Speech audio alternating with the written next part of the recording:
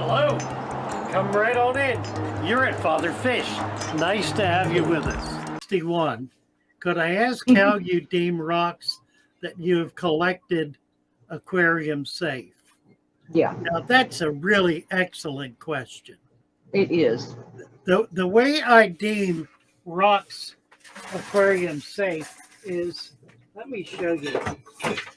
I find a rock that I like and I put it in the tank. That's the, and if everything goes fine, then I know it was a good decision. I And never they live. If they live, it's good. really. I deem it good if when I put it in, everything's fine. And so far, my record on this, after 70 years of putting rocks in tanks, I have never had one rock that I put in a tank create a problem. Never one time. No. It I've just heard people doesn't say happen. put vinegar If on you- them, and if they if you're bubble, and all collecting kinds of it, different things. Yeah, that's because the people who do that are trying to maintain some kind of a pristine tank that has no life in it. You know, the whole idea of a fish tank is to have life in it. You're not going to be able to keep your fish alive if they're the only thing alive in it. Let me say that again. That bears repeating. You're not going to be able to keep your fish alive if the only thing that's alive in the tank is the fish. Think about that. They require a web of life in order to be able to survive, in order for the environment that they're living in to be whole and to be healthy and to be able to support life. If the environment they're in cannot support life, it certainly is not going to support fish, which is why people lose their fish. They lose it for two reasons. Number one, they're trying to keep a sterile tank. And number two, guess what? They're feeding their fish. Too much. You feed fish in a sterile tank, and what do you get? You get pollution. Yeah. You get a bacterial explosion that kills the fish.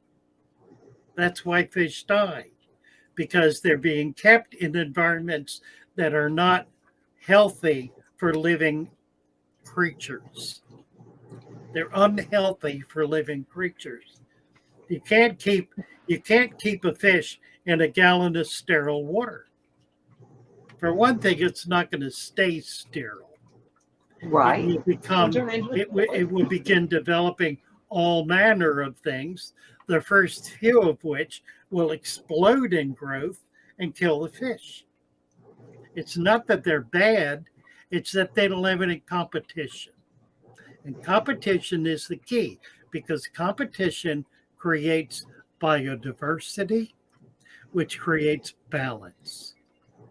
In a balanced tank, you have a wide range of a diversity of animal life, a very biodiverse environment that are struggling with each other, living with each other, finding niches with each other, forming a web that becomes very stable and very strong, that is able to support life.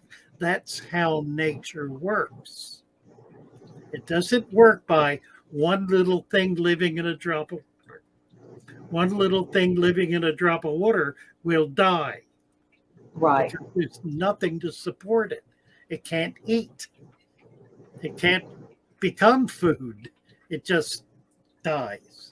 So consider that, and consider bringing as much life and as much of a wide variety of life as you possibly can into your tank.